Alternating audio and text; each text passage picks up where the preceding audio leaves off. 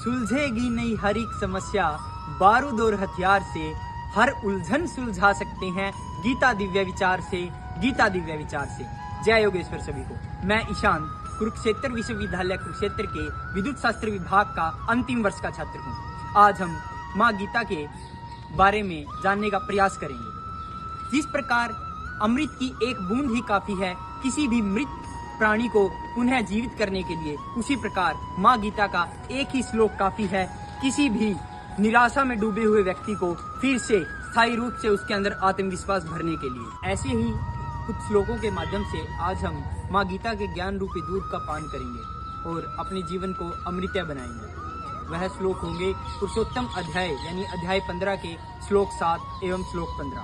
श्लोक संख्या 7। श्री भगवान उवाच ममेवांसो जीवलोके जीवभूते सनातना मनः षष्ठानि इन्द्रियाणि प्रकृतिस्थानि कर्षति।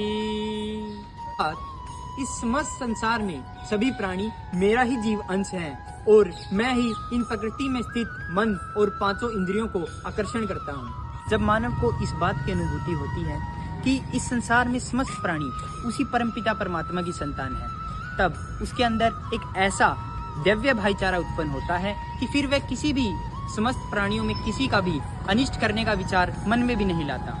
और यह बात सभी मनुष्यों के मन में स्थिर होने के बाद किसी भी मनुष्य के साथ किसी प्रकार का भेदभाव नहीं होगा। और इसी प्रकार 15वें श्लोक में भगवान कहते हैं कि सर्वस्य चाहम हृदय सन्निविष्टो मतः स्मृतिर्ज्ञान पोहनम च वेदस्य च सर्वमेवेदो वेदांत कृदेद विदेव चाहम। अर्थात मैं समस्त प्राणियों के हृदय में निवास करता हूँ। और जब मनुष्य को इस बात की अनुभूति होती है कि वह संसार को चलाने वाली वह परम शक्ति दिव्य शक्ति उसके हृदय में निवास करती है, तो वह दीनहीन लाचार कैसे और निराशा की खाई में गिरा हुआ वह व्यक्ति एकदम से ऊर्जावान होकर खड़ा होता है और नामुमकिन से नामुमकिन कार्य करने के लिए तत्पर हो जाता है। और फिर वह जो भी कार्य करता है उसमें भगवान को साक्षी मानकर करता है और उसके बाद वह जो भी कार्य करे उसमें मैं का भाव नहीं उत्पन्न नहीं होता।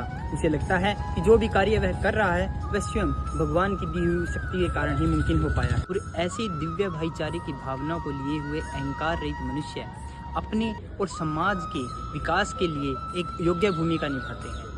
और माँ गीता की ऐसे अनेकों श्लोकों से ओतप्रोत हुए मनुष्य जब इस संसार में विभिन्न क्षेत्रों में जाते हैं तो वह संपूर्ण समाज में एक मानवता की प्रेरणा का स्रोत बन जाते हैं। और माँ गीता के ऐसे ही विचारों को लेकर हम समाज में यदि जाएं, अपने जीवन में लाने का प्रयास करें, तो हम अपने जीवन को और भी बेहतर बना सकते हैं और इस समस्त संसार को और समाज को एक उच्च कोटि तक लेके जा सकते हैं। और आशा है कि आप सब भी माँ गीता के इन विचारों को अपने जीवन में लाने का प्रयास करेंगे। जय विश्व।